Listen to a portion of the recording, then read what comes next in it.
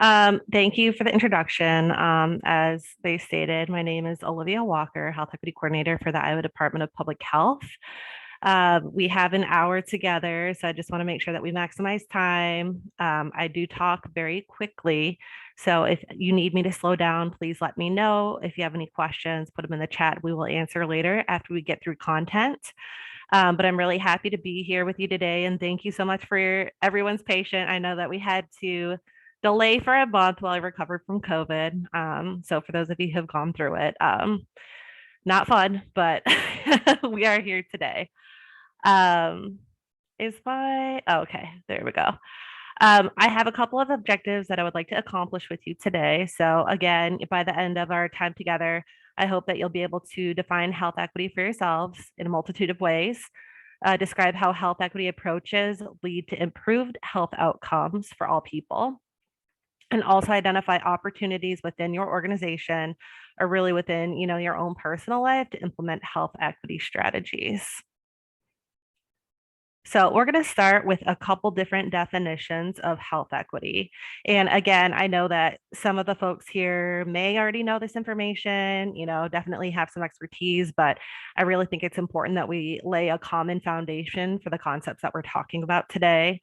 So I do like to share, a couple definitions. As I said, there's I'll just throw these up here right now. There's a couple that I really like. I think that some of them really get to the specificity. Also note the CDC has a definition that's very simple. It's when health equity is when everyone has the opportunity to be as healthy as possible. Some like the CDC's definition appear a little bit more neutral. Others have more descriptive words that point to the work and processes necessary to achieve health equity. And so that's why I have a couple up here. We have our current Iowa Department of Public Health definition, which is, the attainment of highest possible health for all people, achieving the environmental, social, economic, and other conditions in which all people have the opportunity to attain their highest possible level of health. I really like the Robert Wood Johnson definition that we have here on the right side of the screen, which says health equity means that everyone has a fair and just opportunity to be as healthy as possible. This requires removing obstacles to health, such as poverty, discrimination, and their consequences, including powerlessness and lack of access to good jobs with fair pay, quality education and housing, safe environments, and healthcare. What's clearly identified in the Robert Wood Johnson definition is really getting to that root cause analysis, which we'll talk about later. Social determinants of health, also determinants of health, structural determinants of health, lots of different ways to express that. Another definition that I like, again, from Robert Wood Johnson, is this one. And this definition is a little bit different than the others in that it assumes something very powerful. It assumes that many of the health differences that exist among individuals and people groups are socially created, maintained, and modified. This definition speaks to a reality that we don't like to admit to and are often ill-equipped to discuss, that there are excluded and marginalized groups of people whose exclusion and marginalization have been socially created. So here's the hopeful perspective on that. If these differences are socially created, then we can create something new. In our work, in our personal lives, we can include the excluded and bring the needs of marginalized groups to the center. This is the work of health equity, identifying and addressing inequities. Another concept that I like to talk about is really, the difference between equity and equality. And I know that many folks have seen this visual, as well as, the individuals with the trees. There's a lot of different representations of the difference, but it's really important to talk about this concept. It's really about training ourselves from the tendency to overuse the concept of equality. Health equity is not about everyone getting equal priority or the same exact resources. Equality is the end goal, not the strategy. To ultimately achieve equality, those with worse health and fewer resources need more efforts to improve their health. So again, this is really housed in a public health approach. Public health approach is similar to other efforts across systems and services. And so I just think it's really important to call that out. The next thing that I think, and I really, really love this framework from the Bay Area Regional Health Equities Initiative. What I like about this is that it really talks about all the larger social influences that either help or harm individuals and communities that you're working with. So, for everybody here today, just when you think about your work in injury, consider these social factors and how this framework shows how they contribute to creating health. You can see on here living conditions, you can see institutional inequities, which, us as state government, we have the opportunity to influence. Organizations also have the opportunity to influence. It talks about that root cause analysis around social inequities. It also, connects it to those things that we can't necessarily control, but try to around health education for risk behaviors, thinking about biology, disease and injury prevention, mortality. I just think that this is a really nice overarching way to talk about all the things that influence health. I had mentioned social determinants of health earlier when I was also delivering the health equity definition, but I think it's important to call this out as well. Um, this says the conditions and the environments in which people are born, live, learn, work, play, worship, and age that affect a wide range of health, functioning, and quality of life outcomes and risks. And so again, I'm showing a visual that I think many of you have probably seen. This really, I believe this is from the CDC also. This shows the social determinants of health, some of the major ones that influence. When we think about, like I think a lot of times when we talk about health, people just assume, if you're making good decisions, you're going to be healthy. The truth is that health is really like influenced about 80% by these social determinants of health, which include things like education, things like healthcare and quality, neighborhood and built environment, where your home is located. If you have access to services in the urban area, rural area, thinking about pollution, thinking about the social and community context in which you live, and also things like economic stability. For example, we know that the quality of transportation infrastructure impacts access to healthcare, including hospitals and specialized care. And I mentioned this, leading to health differences in rural versus suburban versus urban dwellers. Transportation also impacts the ability of people to access employment, which can impact their ability to access health insurance and afford health care. So this is why, this example, transportation infrastructure is a social determinant of health. I also like just bringing up, like access to healthy foods. We think that, people can just make that decision, right? Just eat healthier and you'll be better.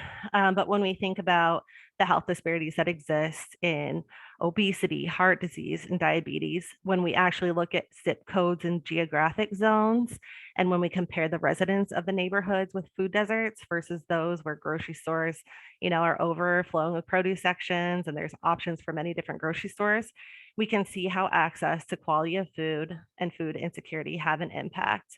Just thinking about, some of our rural counties in Iowa, sometimes the only thing you have is a Casey's. You don't necessarily have that quick access to healthy foods. And so when you think about grocery shopping and food preparation and food storage, there are so many factors that influence it. So again, this is just another example of a social determinant of health, and how it impacts our ability to be healthy. So that being said, I just want to connect this back to the definition that I said that I really liked. These differences, for example, in transportation and access to healthy foods, are a result of economic development and city planning. These are human priorities and human decision points. The impacts on population health are really socially determined. And so I do have a couple different examples, but I think we'll go ahead and move on. We've made it pretty clear and we'll have a chance to talk about it later, when we think about disparities within brain injury. I know that I'm doing a lot of framing. I think it's also really important as we think about a public health approach that we think about our opportunities to influence health equity within the 10 essential public health services.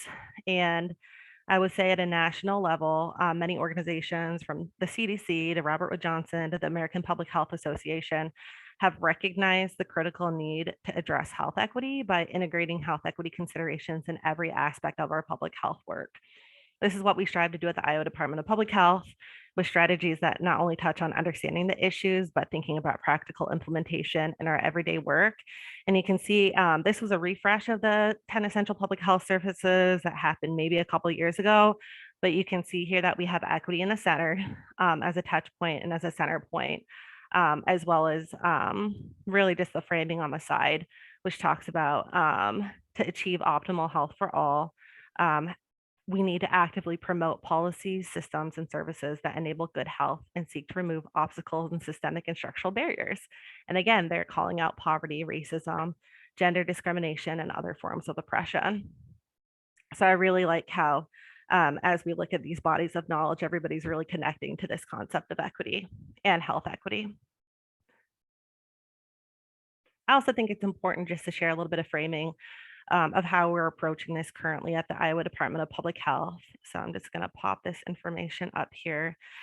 You can see that we have a guiding principle, we have a health equity vision, and a health equity mission.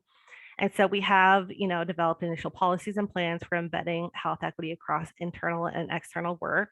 Some of these areas include, public health accreditation, workforce development, data management, and planning efforts. We have a lot of divisions and bureaus and programs that are doing some pretty brilliant work to address health inequities and develop internal strategies to support health equity infrastructure. But we also know that disparity still exists when we look at population health outcomes, in particular for historically excluded populations, such as people with disabilities, people of color, and Indigenous people, people who identify as LGBTQ, et cetera. Folks who, are poor, people with other demographic characteristics that haven't always had access to opportunities and services to support optimal health. So we've been doing a lot of foundational work over the last year to really assess where we have strengths, to assess where there's a lot of need. And so as we're working through those efforts, I think it's important to just to call out that we are in the process of developing an Office of Equity for the new Iowa Department of Health and Human Services. So I don't know if that's news to folks, but we are going through a process of integrating together the Department of Human Services with the Department of Public Health. And I think that there's definitely, a lot of intended impacts that will happen in terms of really integrating better services for folks, really thinking about the strengths within the DHS system, thinking about the opportunities to influence. And so the purpose of this office is to really think about how we advance health equity for the people of Iowa through oversight and strategic support of department-wide equity initiatives. And again, I know that this is a lot of high-level framing, but it really is talking about, at the organizational level, thinking about how you can frame what you can control and influence within your organizations and how you might be approaching both health equity as well as diversity, equity, and inclusion efforts. As we look at building out our strategy within HHS, we're really going to have a core focus on communications, training for our staff, capacity building for our staff and partners, thinking about how we provide consultation and technical assistance, thinking about how we collect better data to tell the story of what's happening in our communities, as well as, potentially future targeted efforts around grant making and community collaboration. I also want to share the approved health equity framework that we're using within Health and Human Services that has 5 focus areas. This was adopted in December of 2021, so just last year. This is really meant to be an internal guide for work at the Department of Public Health and Human Services. We're also looking for opportunities to get feedback from communities and partners on how we can adapt the framework to fit their work. So this is just something to consider as a tool that you can potentially use within your work. We have the 5 focus areas, which include organizational culture, internal policies and procedures, data equity, planning and performance improvement, and partnerships and community engagement. So again, super high level, but when we think about organizational culture, to me, I really think it's one of the most important predictors of whether or not health equity efforts will be successful. There are a number of ways to measure organizational effectiveness, including, doing surveys, employee surveys, workforce skills assessment, thinking about how we utilize quality improvement and performance management measures, Also thinking about how we communicate and message our values and address issues with our regulatory authority. From my perspective, and I think from our leadership perspective, we believe that health equity needs to be visible across all department functions and programs, and staff need to find ways in which their work clearly intersects and enhances the strategy. For the internal policies and procedures, there's a couple of things that we're doing. Again, we have an approved IDPH health equity policy that's been in place since 2018 that really talks about setting the minimum standards for expectations for staff and leadership.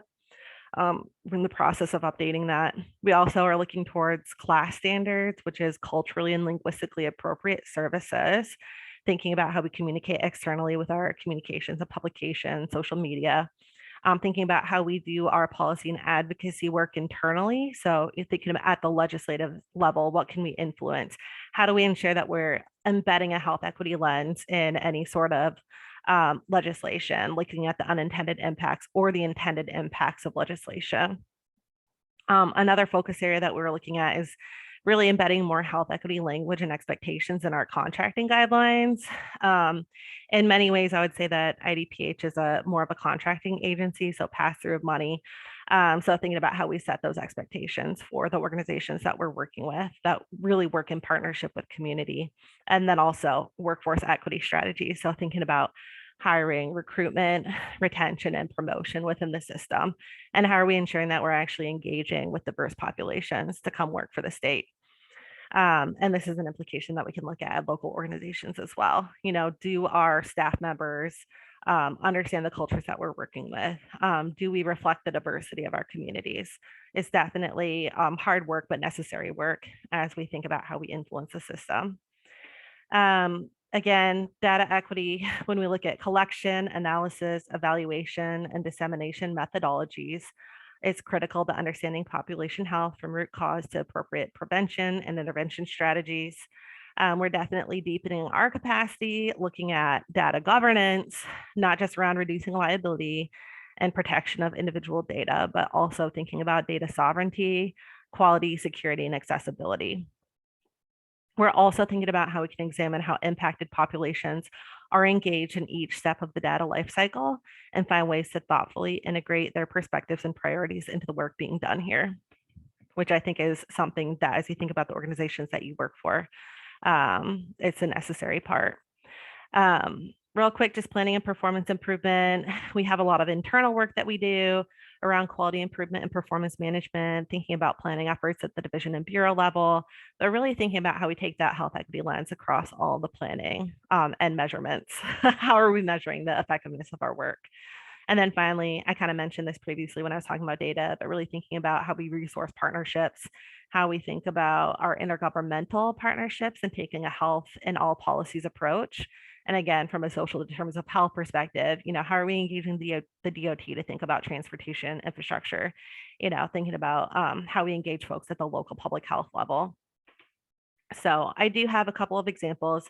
You can find the Iowa Department of Public Health Health Equity Policy on our website on the health equity section. But, you know, just saying, like, as we think about, you know, is there an opportunity within your organization to implement a policy that really supports and enhances the expectations of staff to meet health equity expectations? I think that's important. I'm going to skip this slide, but really this was just a little bit about, you know, how are we telling this story? Are we collecting the right information? This just happens to be a map about life expectancy broken down by county level. But I think what I really want to talk about is as we think about how we present data. This is an example from the Iowa Youth Health Assessment Program that administers 3 surveys related to student health. And so they've done some really good work around how we visualize data, how we tell the story, having youth vet the information, thinking about intersectionality, and really calling out both the assets of young people and also thinking about the health disparities that exist for specific populations. So we're going to go ahead. That's all the framing that I had. If there's questions, just please hold them till the end. I do want to kind of shift a little bit into talking about implications for embedding a health equity lens in brain injury services. And my caveat is I work in public health. Definitely look at how we can support folks in a lot of different areas in terms of the services that we provide. I'm not a brain injury expert, but I definitely think that we have some application that we can do in terms of broad opportunities to influence when we think about health equity. So that being said, I did want to call out, as we think about the work that we're doing here in the state of Iowa, thinking about some of the disparate outcomes that exist for some populations. And again, I'm probably preaching to the choir, but I think it's really important to call it out. As we look at such things like a traumatic brain injury, just thinking about disproportionality across populations. I've seen language that talks about high risk populations. I don't love that language. It's really, there are definitely populations that are at higher risk of getting a TBI, as well as thinking about all of those, from diagnosis to treatment to outcomes, the disparities that some folks are able to access services and some are not. We know that traumatic brain injury is often misdiagnosed or undiagnosed. And we know that it impacts everything from behavior to thinking to personality changes that impact major life activities. And so I just want to call out some of the, populations that we need to think about when doing this work. Knowing that older adults have fall-related TBIs, thinking about the juvenile justice system and the criminal justice system.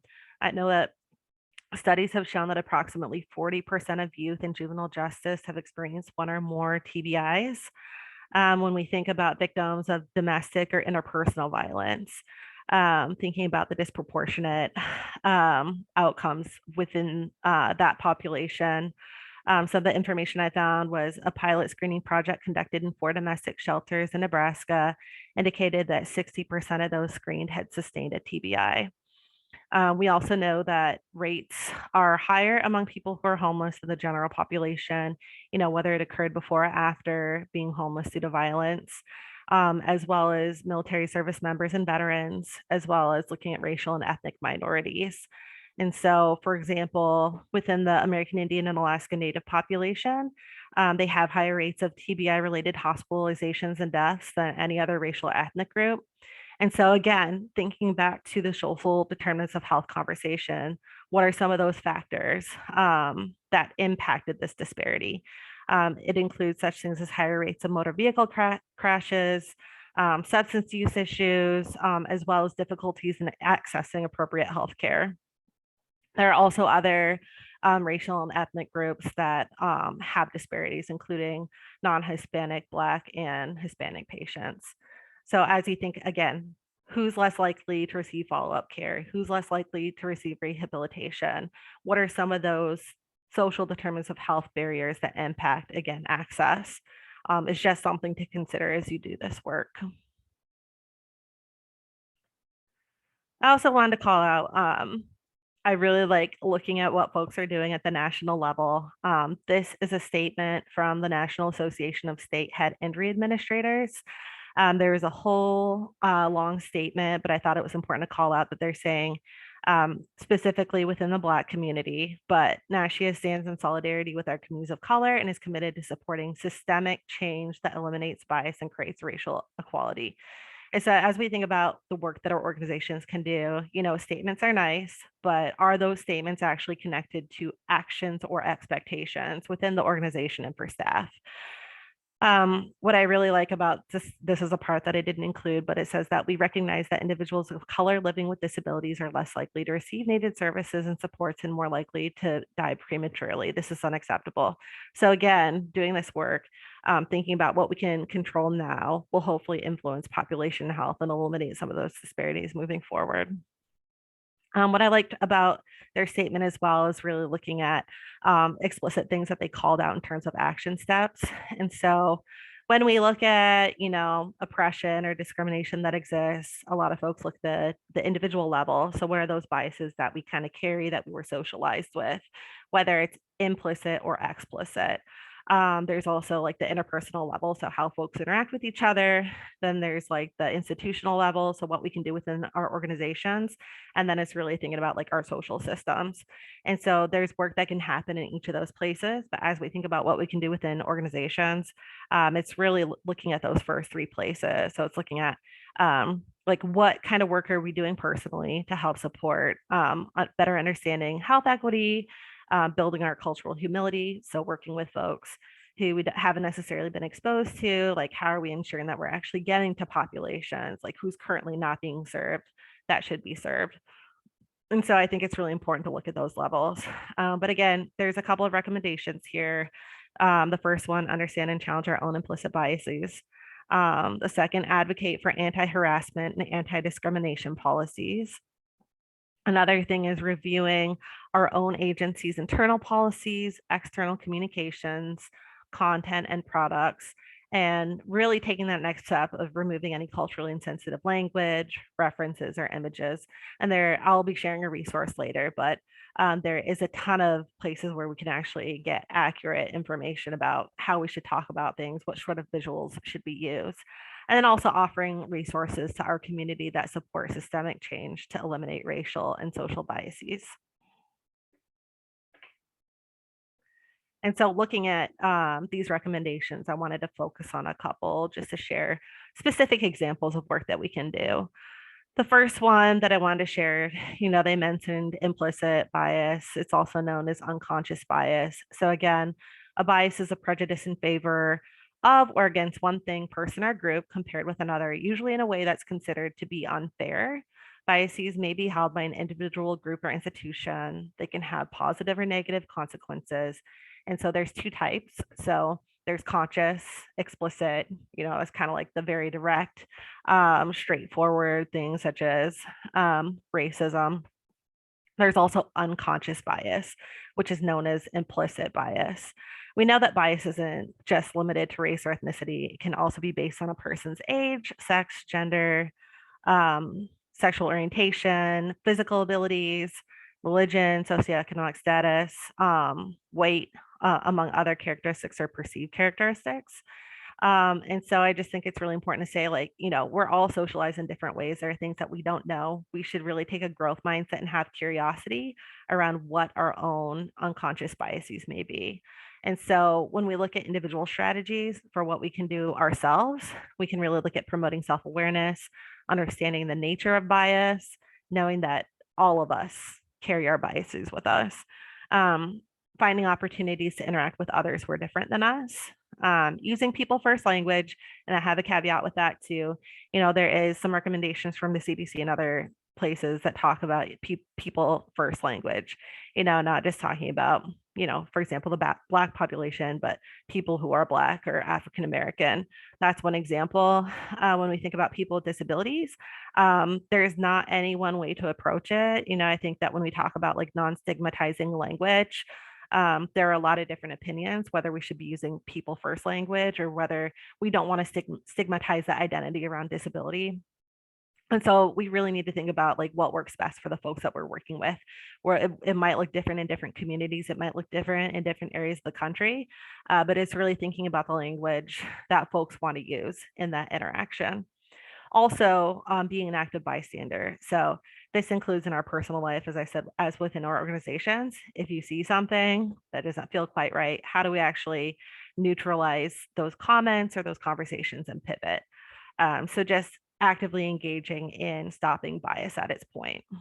When we look at institutional strategies, there's also things that we can do within our organization. So one of those is develop concrete objective indicators and outcomes for hiring, evaluation, and promotions. So that means looking at those discretion points to take out, well, it's really about taking out discretion in the hiring process. So being as neutral as possible. It's about using data to make decisions. Is this, are you running this program because it's, something that you want to do, that you're passionate about, or is it really about, we've heard from community that this is the best way to approach this issue.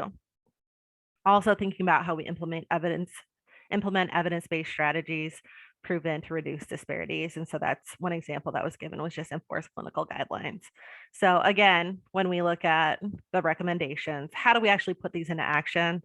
There's a lot of things that we can do to help support it.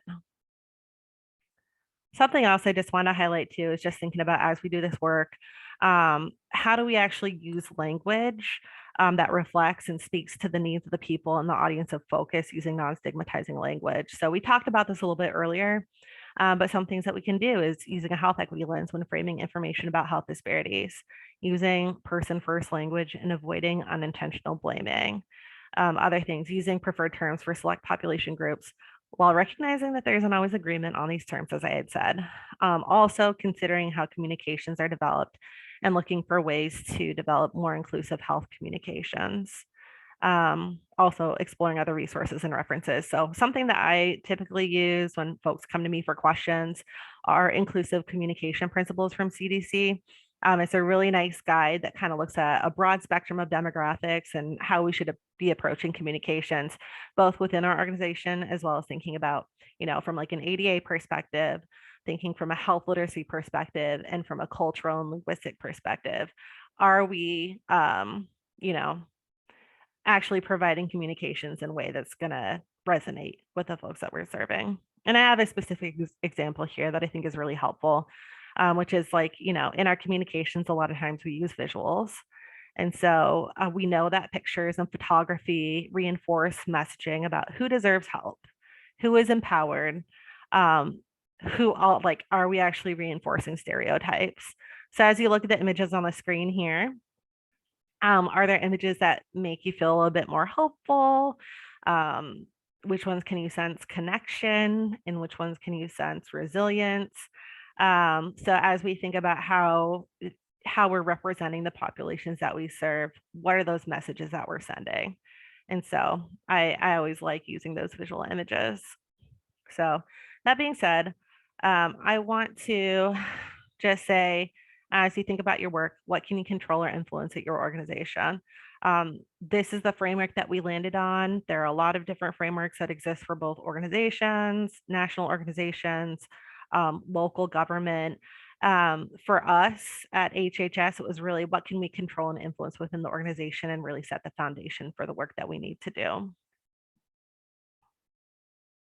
So at this point, I want to turn it over to June. I believe June is supposed to be here. She's the interim director of BI, right, the Brain Injury Alliance of Iowa, to share what's being done within their organization to move towards achieving better health outcomes for the populations they serve. And there she is. I see you on the screen. Thank you so much, Olivia. I was running a little bit late, so I didn't catch parts of yours, but That's okay. I apologize. So, and I don't have any slides, but I did really want to talk about what BIA has been doing formally in the area of diversity, equity, and inclusion. We started having some more formal conversations about this topic in 2019. So we've been on a bit of a journey, and we started thinking about cultural competence, and then we realized, gosh, that this is a progression of work that we need to be doing as an organization to best serve the folks that we are serving. So BIA formed a committee in 2019 to really start supporting this work. We have I think 4 people on this committee to be just having conversation and make sure that this isn't something that falls off in all of our daily work, that we're able to continue to commit to the work that we needed to do.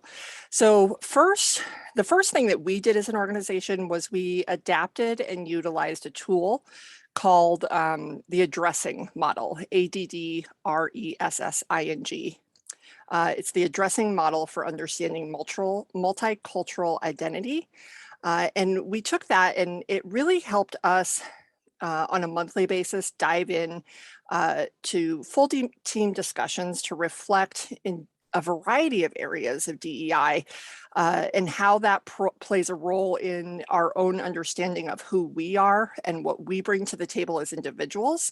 But also think about things like implicit bias and what that looks like for us individually, how we interact with each other, how our organization interacts with our clients, and then how we individually interact with our clients, and how the lens that we have of who we are and what we bring to the table in a variety of areas informs how we interact with other people.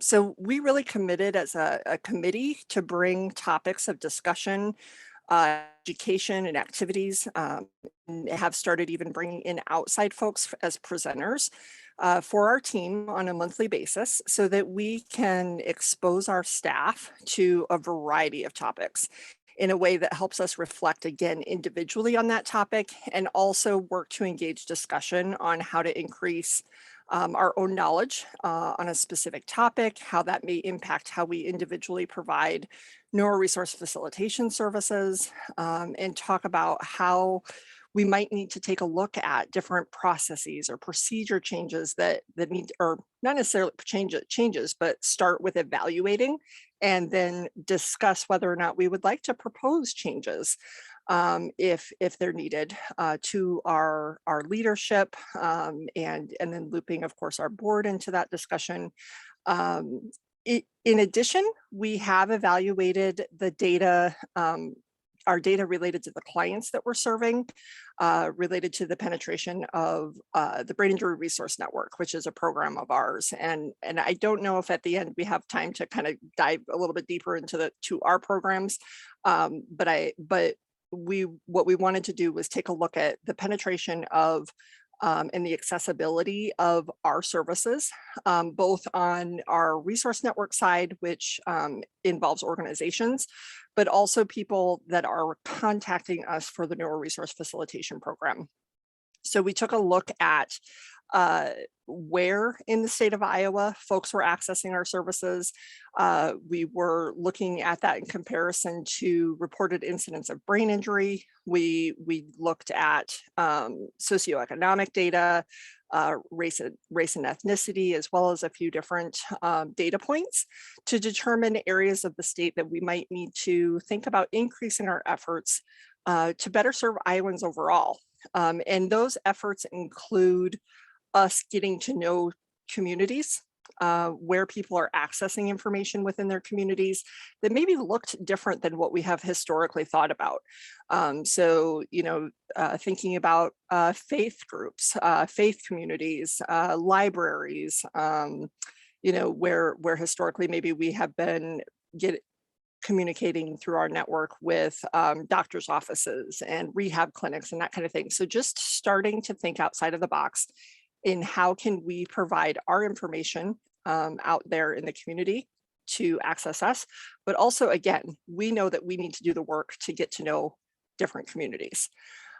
So moving forward, the areas of growth that we have identified really lie in continued education, and discussion opportunities for our team, for again, that individual growth, outreach efforts, thinking about how we collect data and how that can inform the work that we do, and increasing the visibility and the ability for BIA to be an ally, to be a visible ally in the community for a variety or all marginalized groups.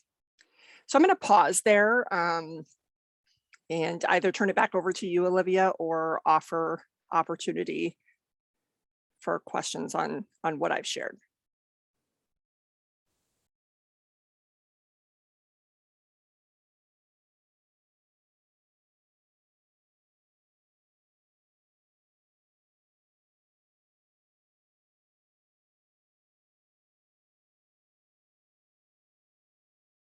Well, I am not seeing any on my end. So Olivia, I'll turn it back over to you.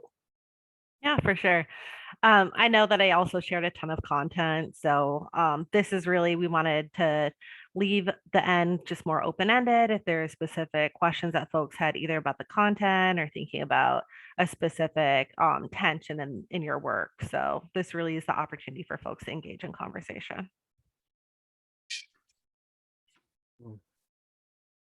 I was trying to raise my hand, but I don't see the raise your hand. I don't Yeah, see too many platforms. Too many platforms. Oh gosh. So Jim Pender with the Iowa Department of Public Health, learning how to say the Department of Health and Human Services. I think eventually that'll roll off my tongue. I remember when I moved over from DHS to IDPH, I would catch myself saying DHS. So now I have to go back through this process again and relearn how to tell people who I am. First of all, I apologize. I have a contractor at the house, so I had to step away a couple of times to attend to some business with them. But Olivia, was there any discussion about, I think one of the things, especially when you're working with non-governmental organizations, NGOs, or ethnic-based organizations, ECBOs, they often feel left out of the conversation and the decision-making process, especially when it comes to state government. And kind of this belief isn't the word I want to use, because maybe sometimes it's based in some amount of truth, but what do you think will be different going forward with this? And emphasis isn't the right word, because I think that means that's something we're going to focus on for a while and then move on. But this awareness that health equity, social determinants of health need to be embedded in what we do. What conversations are going on or will be going on as it relates to ensuring that those NGOs, ECBOs, are part of helping develop, kind of a person-centered approach to our work? That's a long way of saying that. But Yeah, not a problem. That is something that I feel very intentional about. I have experience in local public health, a little bit easier to do that engagement, I think, at the local level, but it doesn't absolve us at the state level to think about how we thoughtfully engage our partners who are doing the work. And so that's why within our, 5 areas of focus, community engagement, how we define community engagement is really important, because there's a lot of different levels to that too. It's thinking about, how are we engaging the end user of our services? So those who are disproportionately impacted by negative health outcomes or other issues.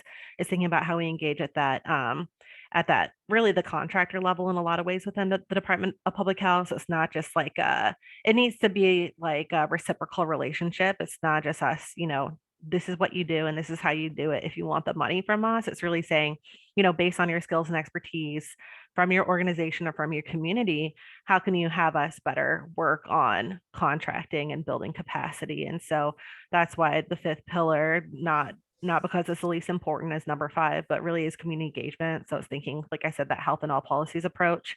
And then also really thinking about how we do some of our engagement processes, as I said, both like in the planning process as well as evaluation. And so are we actually, providing appropriate services or appropriate, finances for folks to do evaluation thoughtfully?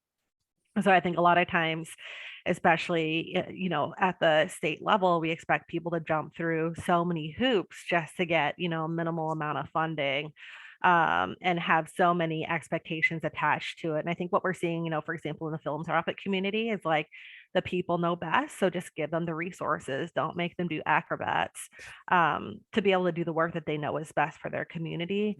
I can give you a couple specific examples. So one thing that I'm really pushing with some of the projects that I'm like consulting on right now is thinking about different engagement processes.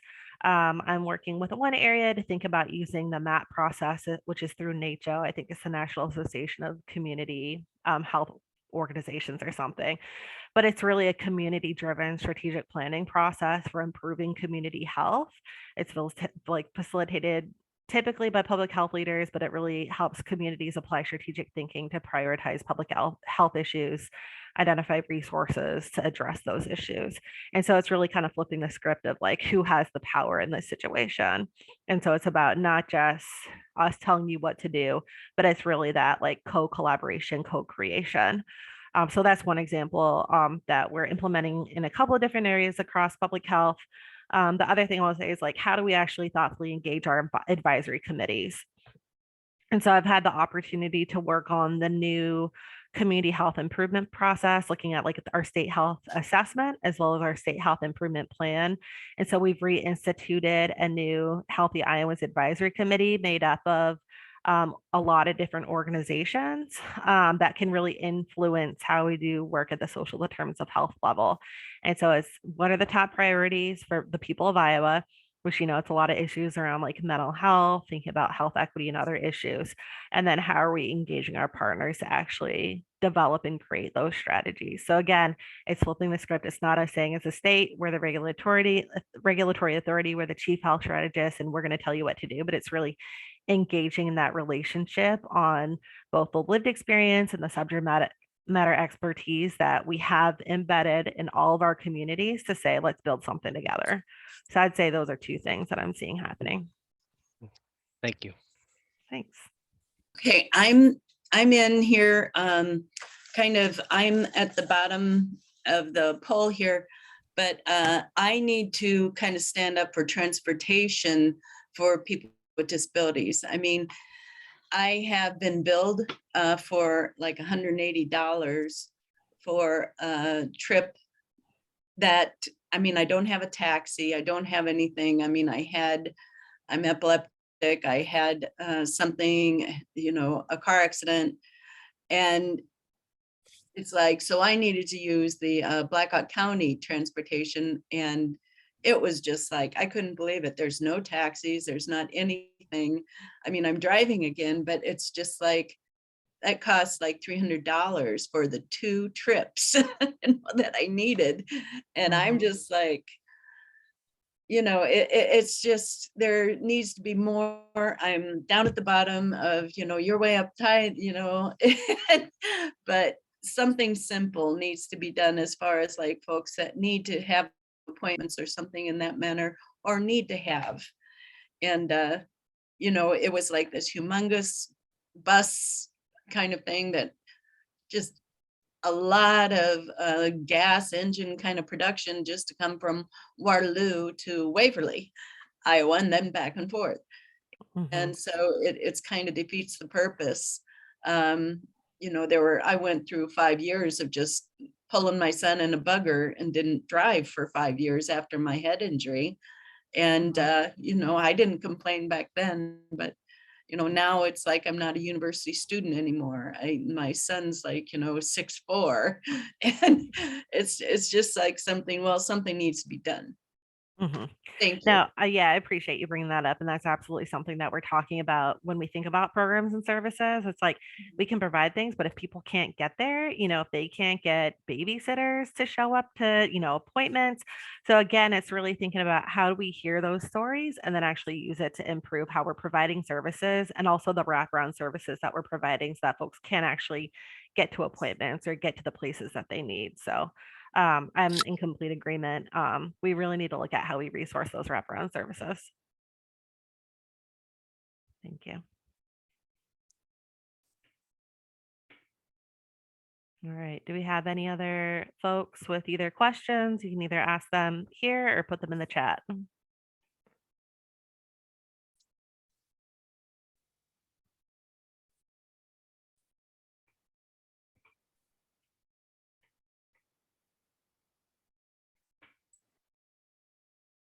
Not seeing any questions in the chat, but I did go ahead and share the health equity policy link that you had in your slides, Olivia. And then I also see June dropped a copy of the addressing model that she mentioned as well in the chat. That's great. Thank you so much. And I think one thing I would just like to add in terms of the work that BIA does, I think the Ms. Wilkinson, the comment that you have about even just engaging in wraparound services or transportation specifically, you know, through our neuro-resource facilitation services, one of the things that we work to do and strive to do is get to know somebody's needs on an individual basis and then work with the different system, help them engage with the different systems that they're engaging with based on their needs. And, you know, the work that we have been doing internally and strengthening that service really takes a look at meeting the person where they're at with what their needs are and being open to communicating with them to engage different systems. So I definitely appreciate your comment and your experience there. And I appreciate, you know, the path that we all continue to take to meet people where they're at and continue to learn and grow and determine how we can help each other.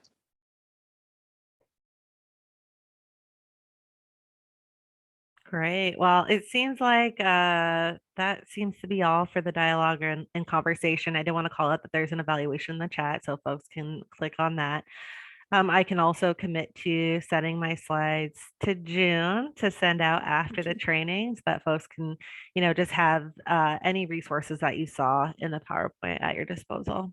Great. And this session was being recorded, so we will upload that to our YouTube platform for folks to be able to access and revisit and watch.